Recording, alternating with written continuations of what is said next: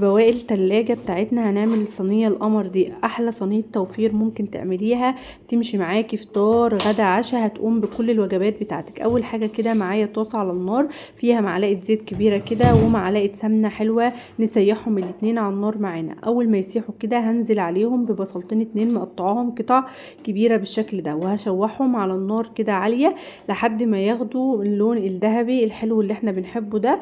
وكده هطفي عليهم وكده خلاص مش محتاجاهم دلوقتي. كل تانية كده هكسر فيها 6 بيضات بدرجة حرارة الغرفة، وممكن تحطي كمية البيض اللي انت حباها، بس ال6 بيضات كانوا كويسين ومناسبين معايا كويس جدا. واهم حاجة بيكونوا بدرجة حرارة الغرفة، بيفرقوا معانا جدا.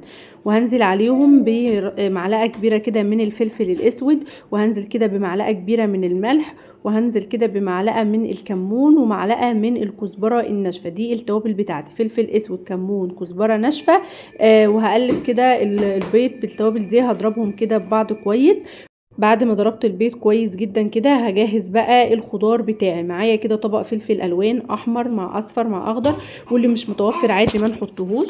ومعايا كده البصل بتاعي اللي احنا شوحناه على النار، هحط عليه خضره مشكله، كزبره مع بقدونس مع شبت، مقطعاهم قطع متوسطه كده. هقلبهم مع البصل بتاعي عشان يبرد تماما.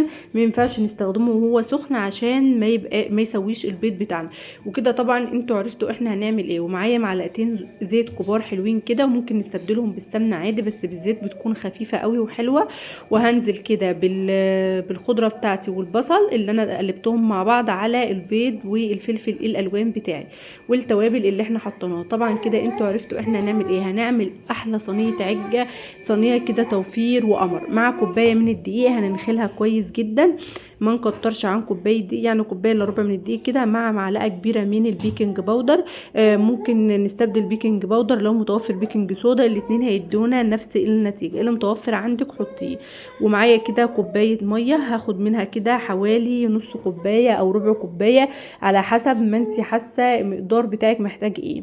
انا اخد مني بالظبط نص كوبايه ميه، ما زودتش عن كده. هي نص كوبايه ميه. الخليط بتاعي لا بيكون تقيل ولا خفيف، بيكون خليط متوسط كده. في الوقت ده مسخنه الفرن على درجه حراره 180 قبلها كده ب5 دقايق، ودهنت الصينيه بتاعتي زيت ورشيت فيها رشه دقيق، ونزلت فيها بالخليط بتاعي. هنعملها معامله الكيكه بالظبط، وهندخلها الفرن لمده يعني بالظبط ربع ساعه، مش هتاخد اكتر من كده. وهشغل الشوايه عليها، مش هديها لون، يعني هشغل المروحه هتاخد لون كده، مش هشغل الشوايه. المروحة كده هتوزع درجة الحرارة، وهتضغط بيها السكينة كده، وخلاص كده استوت معايا. هقطعها كده واسيبها دقيقتين تبرد، وبعدين نقدمها. احلى صينية عجة فطار غدا عشاء، تحفة قوي في الشتاء اللي احنا فيه دي، ومفيدة جدا.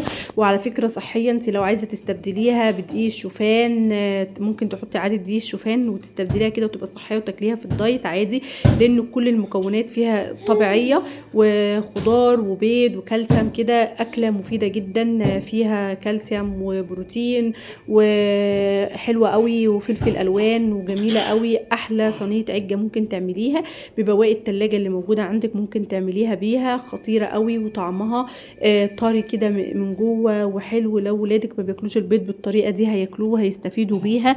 وخطيرة وتحفة قوي. احلى صينية عجة ممكن تعملوها. صينية التوفير صينية اقتصادية جدا، ببواقي التلاجة عملناها، ما اخدتش مننا اي وقت خالص.